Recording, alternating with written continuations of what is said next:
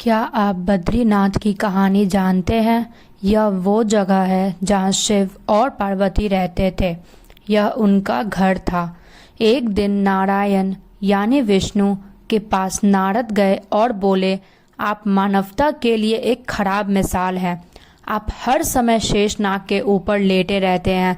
आपकी पत्नी लक्ष्मी हमेशा आपकी सेवा में लगी रहती है और आपको लाड करती रहती है। इस ग्रह के अन्य प्राणियों के लिए आप अच्छी मिसाल नहीं बन पा रहे हैं। आपको सृष्टि के सभी जीवों के लिए कुछ अर्थपूर्ण कार्य करना चाहिए। इस आलोचना से बचने और साथ ही अपने उत्थान के लिए भगवान को भी ऐसा करना पड़ता है। विष्णु तप और साधना करने के लिए सही स्थान की तलाश में नीचे हिमालय तक आए। वहां उन्हें मिला बद्रीनाथ, एक अच्छा सा छोटा सा घर जहां सब कुछ वैसा ही था जैसा उन्होंने सोचा था। साधना के लिए सबसे आदर्श जगह लगी उन्हें यह। वह उस घर के अंदर गए।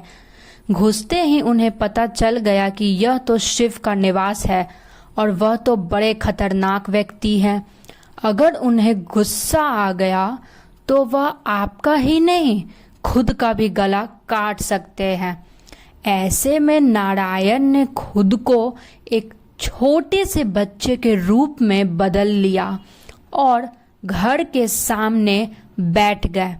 उस वक्त शिव और पार्वती बाहर कहीं टहलने गए थे। जब वे घर वापस लौटे तो उन्होंने देखा कि एक छोटा सा बच्चा जोर जोर से रो रहा है। पार्वती को दया आ गई।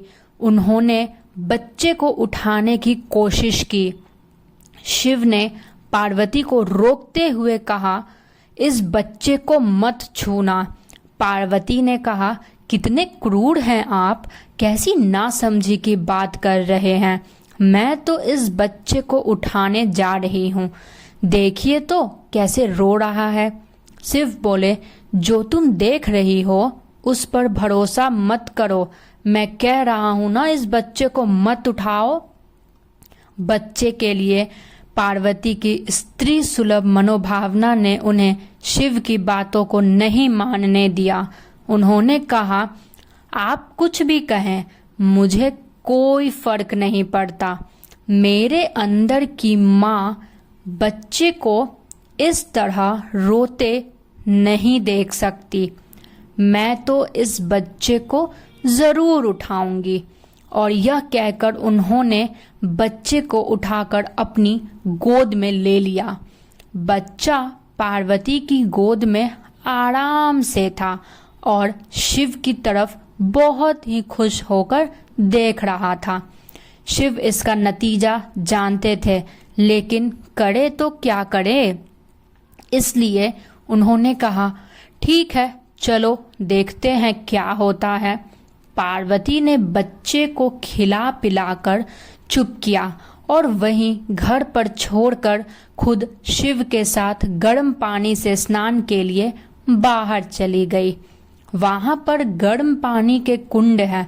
उसी कुंड पर स्नान के लिए शिव पार्वती चले गए। लौट कर आए तो देखा कि घर अंदर से बंद था। शिव तो जानते ही थे कि अब खेल शुरू हो गया है। पार्वती हैरान थी कि आखिर दरवाजा किसने बंद किया। शिव बोले, मैंने कहा था ना, इस बच्चे को मत उठाना। तुम बच्चे को घर के अंदर लाई और अब उसने अंदर से दरवाजा बंद कर लिया। पार्वती ने कहा, अब हम क्या करें। शिव के पास दो विकल्प थे। एक, जो भी उनके सामने है उसे जलाकर भस्म कर दे, और दूसरा, वे वहां से चले जाएं और कोई और रास्ता ढूंढ ले। उन्होंने कहा, चलो कहीं और चलते हैं, क्योंकि यह तो तुम्हारा प्यारा सा बच्चा है, इसलिए मैं इसे छू भी नहीं सकता। मैं अब कुछ नहीं कर सकता। चलो कहीं और चलते हैं। इस तरह शिव और पार्वती को अवैध तरीके से वहां से निष्कासित कर दिया गया। वे दूसरी जगह तलाश करने के लिए पैदल ही निकल पड़े। दरअसल बद्रीनाथ और केदारनाथ के बीच एक चोटी से दूसरी चोटी के बीच सिर्फ 10 किलोमीटर की दूरी है।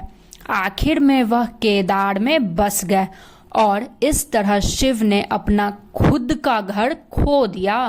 आप पूछ सकते हैं कि क्या वह इस बात को जानते थे? आप कई बातों को जानते हैं, लेकिन फिर भी आप उन बातों को अनदेखा कर उन्हें होने देते हैं। धन्यवाद। अगर आपको यह कहानी पसंद आई हो तो कमेंट सेक्शन में कमेंट ज़रूर करें और इसी तरह कहानी जानने के लिए मेरे चैनल को लाइक एंड सब्सक्राइब ज़रूर करें। धन्यवाद।